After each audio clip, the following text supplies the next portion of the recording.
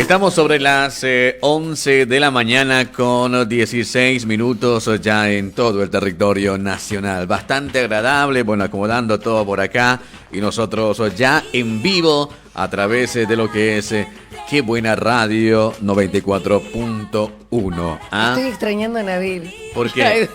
Para hacer qué buena, claro. Siempre con vos. Siempre con vos, pero es un gusto saludarlo, ya lo tenemos en mesa, Dani, y para todos los oyentes que ya están en la sintonía de la radio, me pone, pero enormemente contento de tenerlo acá, de mucho tiempo, me alegra verlo tan bien, con tanta energía, con tantas actividades, y qué lindo que cuando vos le envías un mensaje te dice, son prioridad, de verdad. Ustedes díganme el día, la hora, y está acá Héctor Catani, bienvenido al programa. Bueno, muchas gracias, Richard, un gusto de saludarlo, de reencontrarlo y también un gusto muy grande de conocer en persona a Daniela. Oh, Se escuchaban, me decían, o escuchaba y veía qué es lo que hacían también. Dije que yo tengo la ventaja de que ya la he visto y la he oído en los programas anteriores. Yo tuve que agarrar el Google y digo, ¿dónde? ¿Quién es? ¿Cómo? Y bueno, la verdad es un placer y el placer es mío en realidad, de tenerlo en la mesa de trabajo y que se venga a la radio. Valoramos su tiempo y tenemos muchísimas preguntas ya desde el inicio, porque usted me cuenta cosas que realmente nos sorprenden, bueno, me sorprende, pero también quiero invitar a la gente que está del otro lado para que a través del mensajero, a través del 11 66 12 30 00, hagan sus preguntas, ¿no? ¿Con respecto a qué dijimos en la programación, Richard? Claro, hay temas tan abiertos, tan complicados, complejos dentro de todo también, que queremos tomar, qué sé yo, para poderlos charlar. Y qué mejor que hacerlo con Héctor, que hemos hecho tantas charlas interesantes que la gente se ha sumado bastante. Héctor, para esta nueva casa, quien nos cobija con un espacio en la radio. Es bueno conocer un poquito de Héctor, ¿no? ¿Cómo es? Daniela me preguntaba temprano, ¿a qué iglesia pertenece? ¿Qué hace? Estudió teología, por ejemplo, y toda la cuestión. ¿Quién es Héctor Catani? Héctor, valga la redundancia. Bueno, vamos a ver cómo ando con el poder de síntesis hoy. Claro. En primer lugar, yo nací en Uruguay, en el norte del Uruguay, a casi 150 kilómetros de la frontera con el Brasil, y una familia muy humilde. Estaba contándole aquí a Daniela, con una casita de madera, lata, simple, con piso de tierra, cocinando a leña, y donde el comer todos los días era verdaderamente un milagro. O sea, no todos los días. Toda una bendición. Sí. Así que de ahí yo comencé a destacarme en la parte del fútbol, y con 15 años crucé todo el Uruguay hasta la capital, Montevideo, y ahí pude estar en el Club Nacional, que es uno de los clubes más grandes en el mundo por todos los títulos que tiene, de verdad. Bueno, después cuando tenía 17 años vine aquí a la Argentina, solito a Buenos Aires, vine para jugar en Argentinos Juniors. Como Maradona. No, él estaba ahí, sí, estaba ahí. Ah, ¿lo conoció ¡Lo Maradona? conoció! Nosotros... Hay una linda anécdota que después lo vamos a dejar para lo último, ¿no? No, se la cuento muy rápido. Sí. En el entrenamiento que estuvimos en el primero, el director técnico, esto está en los diarios, usted que ha visto Google, ahí está en un diario. El director técnico, Tardivo era de apellido, un exfutbolista, y me pone la mano en el hombro y me dice, aquel muchacho que está allá, dice, no se le pega, dice, porque de él vamos a vivir todos. El ojo, digamos, que han tenido, ¿no? Sí, con pero Maradona, ¿no? ya tenía su trayectoria, ya estaba ahí. Desde niño y todo eso. Bueno, entonces allí a la semana de haber llegado a Buenos Aires estaba en las puertas del hotel sorprendido con las luces de la gran ciudad y el tráfico y todo en una avenida en Villa Urquiza. Y un joven pasó, cruzó la avenida, vino y me habló acerca del Señor Jesucristo. Me mencionó mi condición de pecador, me mostró todo eso en la Biblia, lo que Dios decía acerca de mí. Y ese día me invitó a orar y a poner mi fe en Cristo, y yo lo hice. Tenía por aquel tiempo todo mi pelo largo. ¿Cuántos años tenía? Sí, 17. 17. Y así fui a la iglesia. La iglesia recién comenzaba, era el segundo fin de semana que se reunían, era una iglesia nueva, y ahí tuve una experiencia maravillosa. A los 6 meses fuimos a San Miguel del Monte, donde hoy ya hay una de las universidades teológicas más importantes. En aquel tiempo estaba entre los mejores seminarios del mundo, y ahí jugué al fútbol, me vieron jugar y enseguida me dijeron, quédese con nosotros aquí, y me quedé durante el mes de enero y febrero del año 1980. Ustedes no habían nacido todavía. No, y decime una cosa, ¿y de qué jugaba en la cancha? ¿Qué número era? Yo jugaba en el medio campo, era un número 5, muy corredor, muy corredor. Hay que estar en el medio campo. Sí. Y después ahí en el seminario me preparé, con 18 años entré. A los 20 años di mi primer conferencia internacional, y así comencé viajando por el mundo, por 16 países. ¿A partir de los 20 dejó? Claro, sí, cuando todos empezaban yo dejaba. Bueno, pero una decisión a esa edad todavía muy difícil, digo, ahí no sé cómo lo tomó. Hay un hecho importante para destacar, porque nosotros viniendo de una ¿Cuánto familia... tiempo estuvo? Porque yo, según lo que investigué, estuvo en Arsenal. No, Arsenal es un equipo del norte del Uruguay. Ahí me subieron a primera con 16 años y formaba parte del plantel, porque era un plantel de enormes figuras que salió campeón por primera vez en ese año. Y yo miraba, jugaba en los entrenamientos, y por eso ya ahí enseguida fui a Montevideo y vine a Buenos Aires. Pero el tema de esto, de haber ido a estudiar al seminario y todo, fue renunciar a la posibilidad de escapar de la pobreza. Por eso algunos de los titulares de los diarios de ese tiempo habla de eso. Porque el fútbol era lo único que me podía sacar de la pobreza. Entonces yo, como dije, decidí vivir con lo opuesto, pero servir a Dios. Y en una noche de un fogón enorme, con casi 250 jóvenes había, el predicador hizo un llamado a consagrar la vida a Dios. Ese ya era febrero de 1980. Y entonces él dijo, hay un palito ahí, dice, como un símbolo de su vida. Usted, si está decidido a servir a Dios, queme su vieja vida y empiece una nueva vida. Y eso es lo que yo hice. ¿Quemó por completo la pelota? La vieja vida, claro. Y ahí salimos esa noche, era un campo de 70 hectáreas, y allí yo busqué el centro de la cancha de fútbol y me puse de rodillas, y le puedo asegurar que nunca en el resto de mi vida, por ninguna cosa, volví a llorar tanto como lloré aquella noche. Le entregué a Dios lo que yo más amaba, que era el fútbol, esa pasión. Y después de muchos años, ahora ya de viejito, ya tengo 60 años, empecé a volver al ambiente del fútbol con las transmisiones y esas cosas. Bueno, esa es la síntesis de mi vida. Claro, pero ¿cómo? O sea, a ver, Daniela, quiero ir a el tema de la decisión con la edad. O sea, no tenías 30, porque ahora si ves a personas que van a una iglesia y se hacen, y congregan y toda la cuestión, tienen mayor de 40 años, después de una vida ya hecha, con errores, tropiezos y satisfacciones, pero tener esa edad y entregarse de corazón a Dios es una decisión, pero ¿cómo lo hago? ¿No? Diría yo. Bueno, eso no se explica, no se puede explicar con palabras, porque realmente es una obra de Dios en nuestra vida. Uno siente la persona del Espíritu Santo obrando en nuestra vida y transformando, ¿no? Lo que quiero decir que nosotros estamos bien en serio en esto, ¿no? Por ejemplo, mi esposa, por aquel tiempo que nos conocimos, ella estaba en la carrera de medicina en el 3er año ya, para entrar al cuarto. ¿Cuándo se conocieron? ¿Qué edad tenía usted? ¿A los Ahí 20? nos conocimos en el seminario. Si Dios lo permite, el año próximo vamos a cumplir ya 40 años de casado. Ay, qué bendición. Yo tengo hijas mayores que ustedes. Yo no llego. Una es Ruth, profesora de historia, y Belén, que vive en Escobar, se destaca en la parte de economía y esas cosas. Y mi esposa dejó su carrera de medicina. Imagínese que aquello fue todo un conflicto familiar. La gente no entendía el tema que usted me habló acerca de la fe, porque era salir a vivir por fe. Ni siquiera teníamos un sostén económico. Total, el primer imagino año como el colchón de la familia, ¿qué es lo que nos va a mantener? O sea, ¿me vas a mantener con la fe? Creo que esos temas, capaz muchos han tropezado, ¿no? Sí, y como aquella canción Camba que dice, ¿acaso con palabra la vas a mantener? ¿Se acuerdan? Claro. Con canciones no señora, ¿no? Dice, Con este corazón, con palabras claro. no señora, y claro, pero cómo lo entendían los padres y la madre de mi esposa. Y era realmente muy difícil y explicar, aún acá en el micrófono, hablar de fe, después tenemos que desarrollar el tema porque si no, no se entiende en qué consiste la fe. Y el primer año fue de necesidades, pasamos hambre, pero ya ve que recuperé, ¿no? Estoy bien de peso ahora, con sobrepeso incluido. No.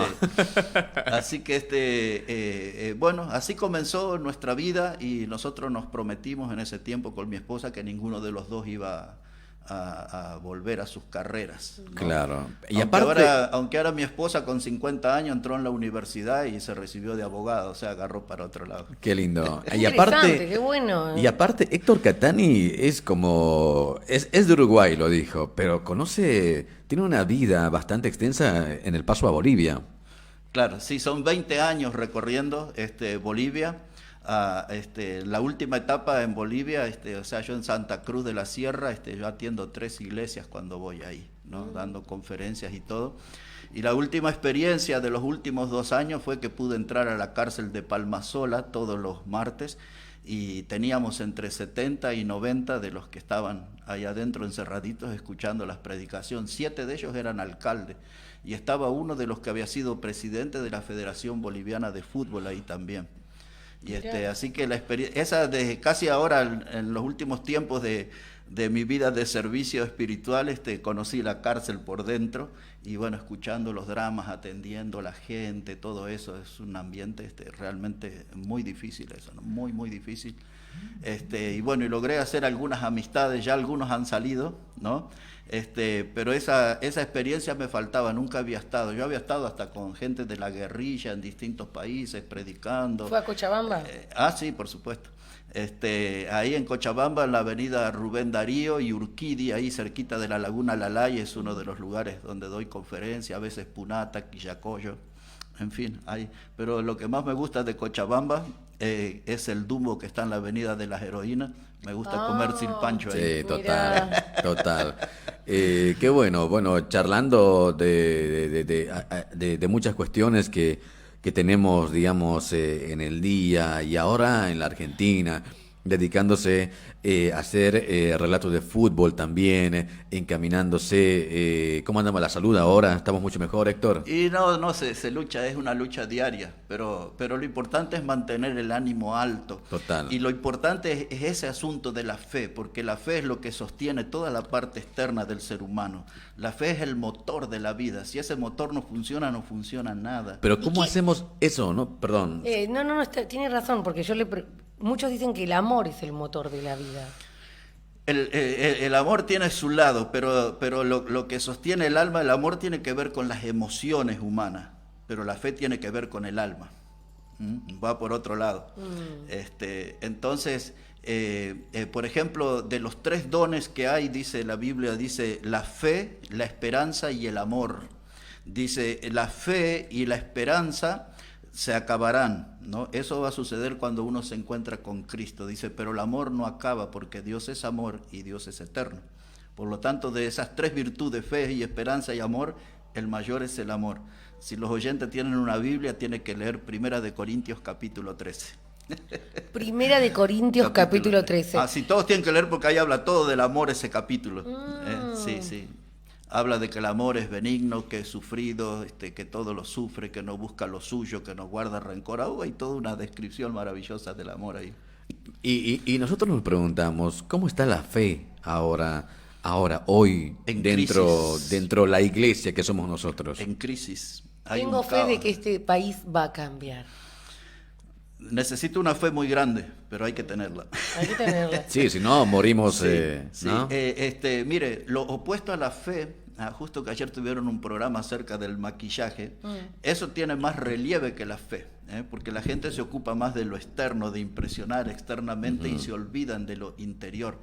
Fíjese cómo prosperan los gimnasios y es fácil ver la gente en una bicicleta y mirándose en el espejo o levantando pesas todos los días y mirando si su masa muscular ha aumentado o no. Nunca me va a ver ahí, no se preocupe por mí. Sí, pero lo que le quiero decir que estos días que vivimos hay un culto de la estética, ¿no? Y hay un olvido del alma. Los sociólogos le dicen la sociedad light.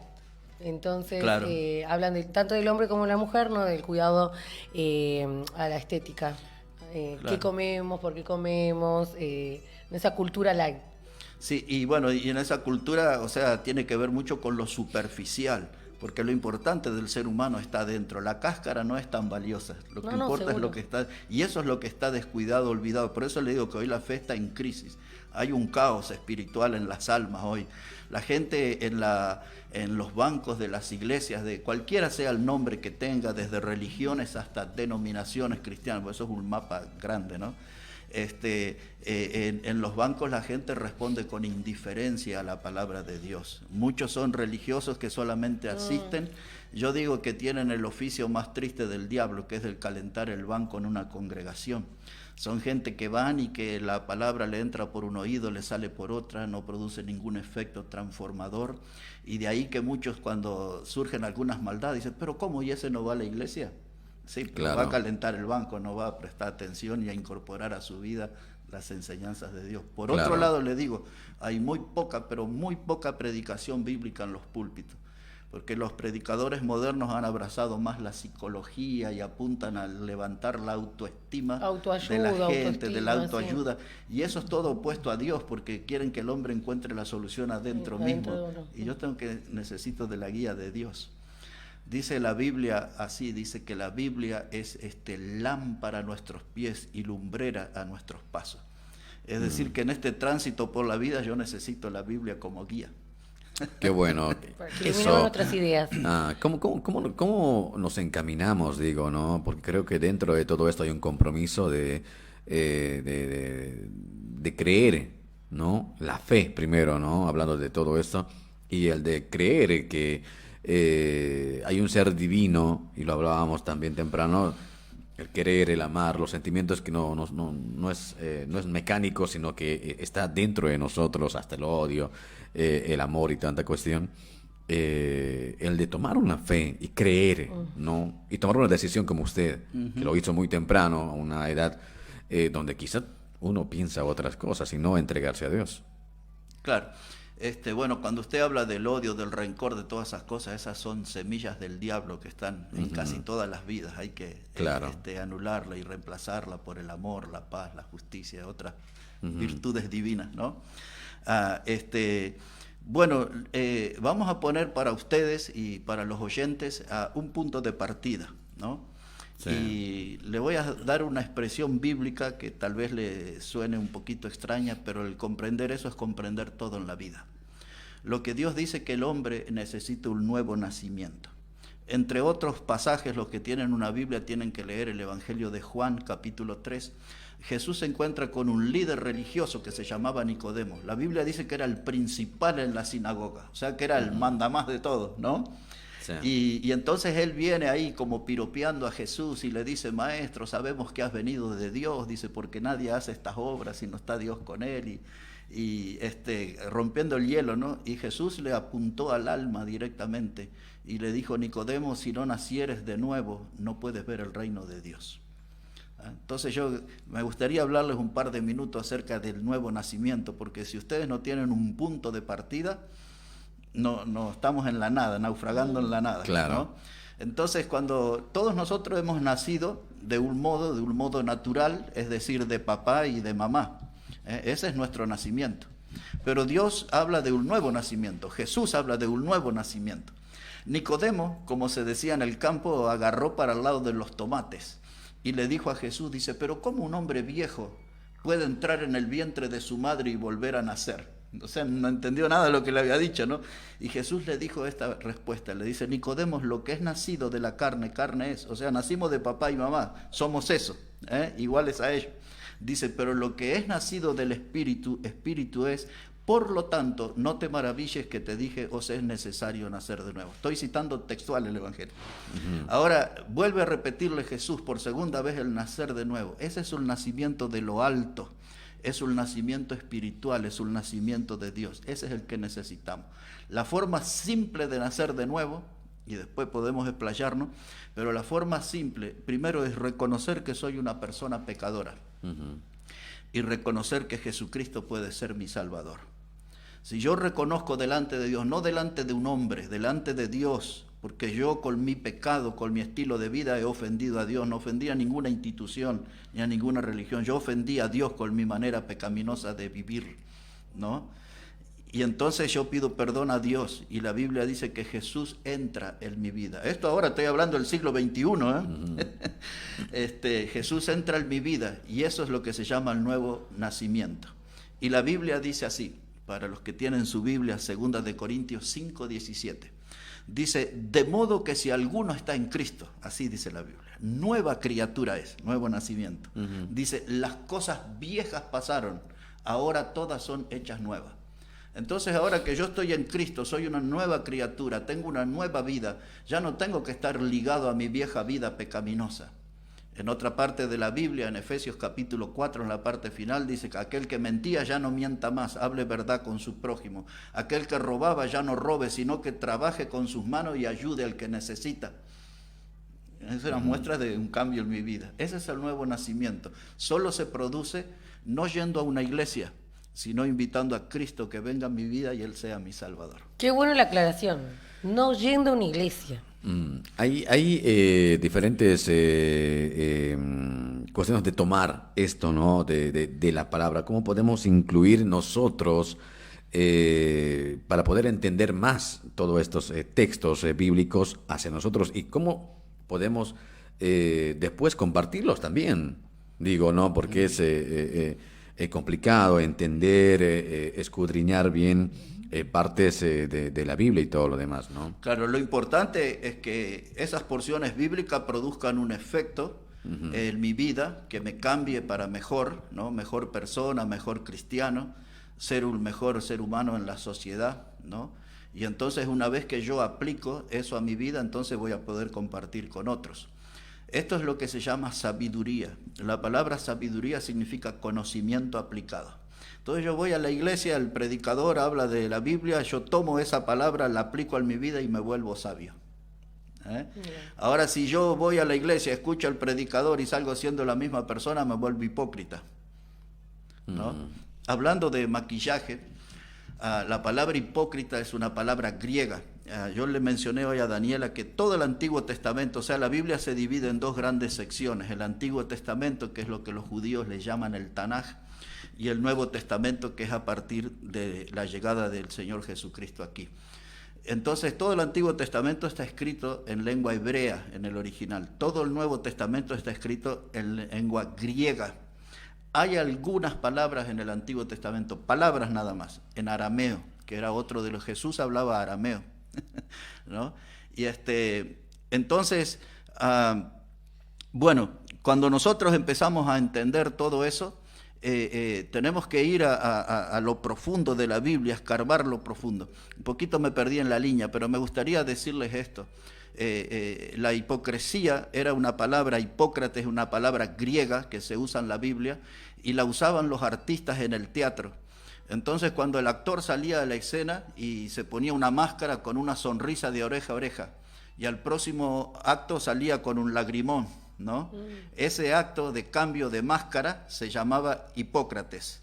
Entonces un hipócrita es alguien que representa lo que no es. Es alguien que finge, es alguien que actúa. Y lamentablemente hay enormes multitudes que actúan de cristianos. No son cristianos verdaderos, actúan de cristianos. Y algunos por conveniencias económicas, en campos como la música y otros parecidos, ¿no? Y aún gente que predica también, lo hace por dinero, no lo hace por verdadero amor a las almas, a la palabra de Dios y a Dios mismo, no lo hace por eso, lo hace por intereses económicos. ¿No? O sea que podemos no tener, bueno, no sé, estoy perdiendo mi confianza con tengo los nombres en la boca, pero no corresponde No los decirlo. diga hoy, otro programa lo hablamos con No nombre. corresponde, pero, o sea, no, hay pastores que sí se dedican a escribir muchos libros de autoayuda, no sé, por decirle, ¿no? No voy a decir, estoy diciendo el nombre ya directamente del libro, pero no sé si me capta. Pero me quizás capta la imagino idea. quién sea. Sí, muchos de ¿Es de Capital? Sí, Capital. Bueno, ya está, listo. ¿Vio? Entonces, Pero díganlo. yo he leído mucho Claro. acerca de eso durante muchos años, porque a veces uno pierde el eje, ¿no? Sobre todo cuando hay una separación familiar, ¿no? Cuando uno tiene que reinventarse, ¿no? Sobre todo en una sociedad en ese entonces machista, donde la mujer tiene menos sueldo que el hombre, donde tiene que ser mamá, ser empleada, en su momento esposa, y era muy difícil en los 90. Hoy por hoy hay fuera, no estamos por ahí virando el eje. ¿Qué está pasando con las familias? Que si bien antes era atípico el divorcio, hoy por hoy se naturalizó tanto que así como te casás, te separás. Bueno, hoy los